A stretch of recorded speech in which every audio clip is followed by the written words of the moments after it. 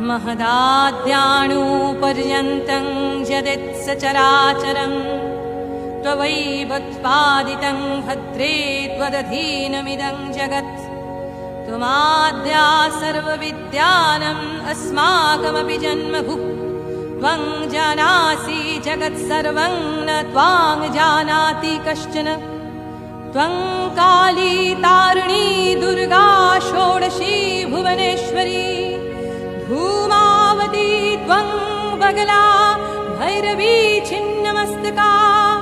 त्वमन्नपूर्णा वाग्देवी त्वं देवी कमलालया। सर्वशक्तिस्वरूपा त्वं सर्वदेवमयी तनुः।